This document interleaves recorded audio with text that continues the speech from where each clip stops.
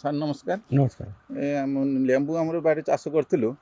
ଆଉ ସେ ଲେମ୍ବୁର ଦୁଇଟା ଲେମ୍ବୁ ତିନି ପ୍ରକାର ସ୍ପଟ୍ ଅଛି। ଗୋଟେ ସ୍ପଟ୍ ହେଉଛି ଏମିତି ବିରିବିରା ହେଇକି ଟିପା ଟିପା ଗୋଟେ, ଆଉ ଗୋଟେ ପଚିଲା ଭଳିଆ ଟାଇପ୍ର ମାନେ ଫୁଲା ଭଳିଆ ହେଇଛି। ଏହାର କ'ଣ ପତିରାଗ କଲେ କ'ଣ ପକେଇଲେ ମାନେ ଆମର ଏଟା ଆସିବ ଠିକ୍। ଆଚ୍ଛା ଆପଣ ଦେଖନ୍ତୁ ଶମ୍ଭୁ ବାବୁ, ଆଜ୍ଞା ଆପଣ ଦୁଇଟା ପ୍ରକାର ଅଛି। ଏଟା ଏଇ ଯୋଉ ଢିପାଳିଆ ଦାଗ ହେଇଛି ଏଟାକୁ ସାଇଟ୍ରସ୍ କ୍ୟାଙ୍କର ବୋଲି କୁହନ୍ତି। ହଁ, ଆଉ ଏଇଟାକୁ କୁହନ୍ତି, ଏଇଟା ଗୋଟେ ଦାଗ ରହୁଛି ଲେମ୍ବୁରେ। ଏଇଟା ହେଉଛି ବ୍ୟାକ୍ଟେରିଆ, ଏଇଟା ହେଉଛି କବକ ଜନିତ ବା ଫଙ୍ଗସ୍ ଜନିତ ରୋଗ।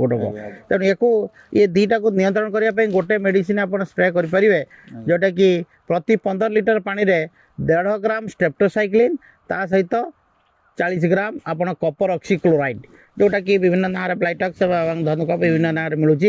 ଏଇଟାକୁ ବାହାରେ ଗୋଳେଇକି ତାକୁ ଯଦି ଆପଣ ସ୍ପ୍ରେ କରିବେ ଭଲ ଭାବରେ, ତାହେଲେ ଏଇ ଯେଉଁ ସାଇଟ୍ରସ୍ କାଙ୍କର ରୋଗ, ହଁ, ଆଉ ଏଇ ଯେଉଁଟା ଆପଣ ଦାଗ, ହଁ, ଇଏ ଦୁଇଟା ଭଲ ହେଇଯିବ।